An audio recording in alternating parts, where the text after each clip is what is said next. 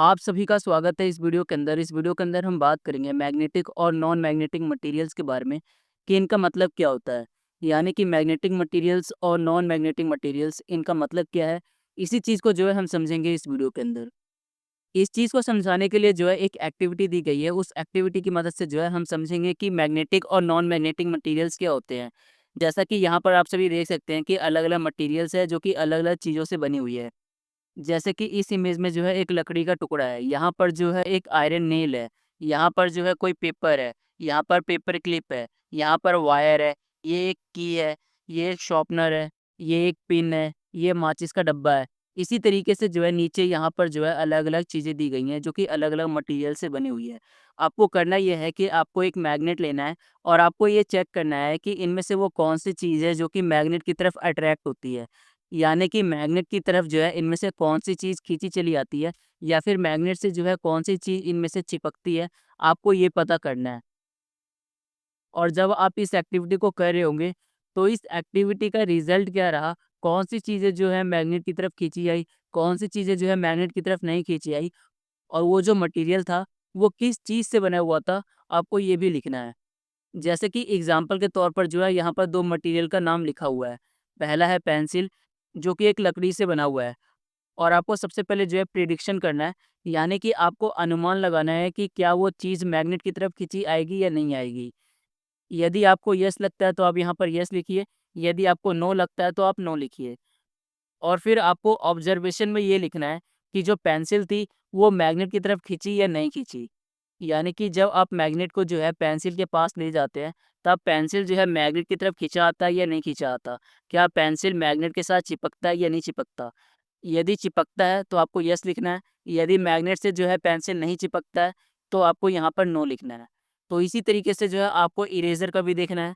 Eraser जो है rubber से बनी हुई है। आपको सबसे पहले ये अनुमान लगाना है कि जो रबर है ये मैग्नेट की तरफ खींचेगी या नहीं खींचेगी। यदि आपको लगता है यस तो यस लिखिए, यदि आपको लगता है नो तो यहाँ पर नो लिखिए।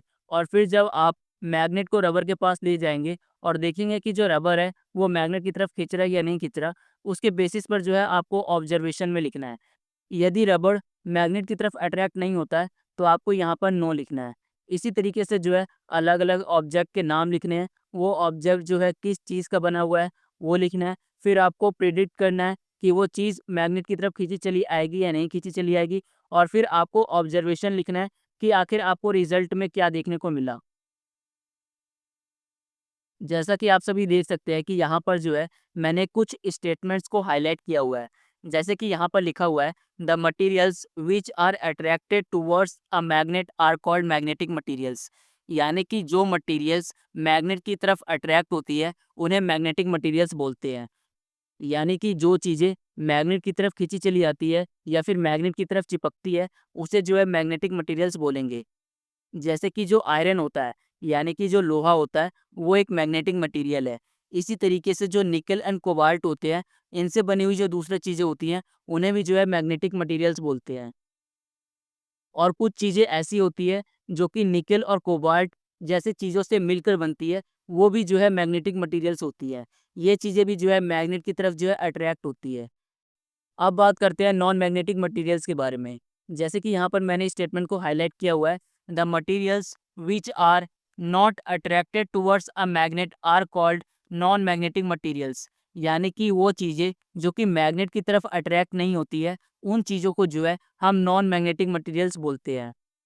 आसान शब्दों में यदि मैग्नेटिक मटेरियल्स और नॉन मैग्नेटिक मटेरियल्स को समझने की कोशिश करें, तो जो मैग्नेटिक मटेरियल्स है, हम उन चीज़ों को बोलेंगे जो कि मैग्नेट की तरफ जो है अट्रैक्ट होती है। जैसे कि लोहा, लोहा जो होता है वो मैग्नेट की तरफ अट्रैक्ट होता है। और जो नॉन मैग्नेटिक मटेरियल्स होते हैं, ये वे मटेरियल्स होते हैं जो कि मैग्नेट की तरफ अट्रैक्ट नहीं होते। जैसे कि लकड़ी, यदि किसी लकड़ी के टुकड़े को जो है मैग्नेट के पास ले जाएँ, तो जो लकड़ी का टुकड़ा है वो मैग्नेट की तरफ अट्रैक्ट नहीं होगा। जो लकड़ी का टुकड़ा होगा, वो जो है मैग्नेट के साथ जो है नहीं चिपकेगा।